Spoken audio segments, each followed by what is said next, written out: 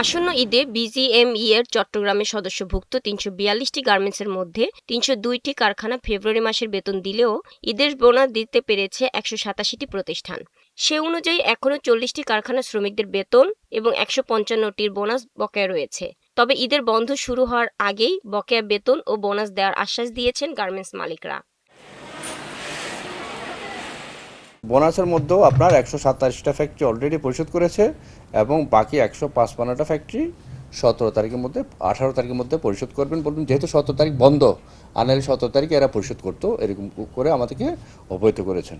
শিল্প পুলিশের সর্বশেষ তথ্য অনুযায়ী চট্টগ্রাম নগরীর ছোট বড় ১,৬৭৬টি শিল্প প্রতিষ্ঠানের মধ্যে ২৮৭টি কারখানার শ্রমিকদের ফেব্রুয়ারি মাসের বেতন এবং ৪১৩টি কারখানার ঈদের বোনাস পরিশোধ করেননি মালিকপক্ষ। এর মধ্যে স্বতন্ত্র গার্মেন্টস কারখানা রয়েছে ৬৪টি। শেষ কর্মদিবসে বোনাস দেওয়া যাবে না, কারণ শেষ কর্মদিবসে যদি বোনাসের ডেট থাকে, ওই দিন যদি কোনো কারণে যারা বোনাস দিতে ফেল করে, তাহলে কিন্তু মালিককে পাওয়া যায় না, শ্রমিককে পাওয়া যায় না। শ্রমিকরা তখন রাস্তাঘাট অবরোধ করে, একটা অরাজক পরিস্থিতি সৃষ্টি হয়। এ নিয়ে বিজিএমইএ এর একজন পরিচালক জানান, এবার তুলনামূলকভাবে স্বস্তিতে আছেন গার্মেন্টস মালিকরা। বিশেষ করে সরকারের পক্ষ থেকে তৈরি পোশাক খাতের জন্য প্রায় ২৫০০ কোটি টাকার নগদ প্রণোদনা ঘোষণা এবং চাহিদা অনুযায়ী সহজ শর্তে ঋণ ছাড়ের সিদ্ধান্ত শিল্প খাতে ইতিবাচক প্রভাব ফেলেছে।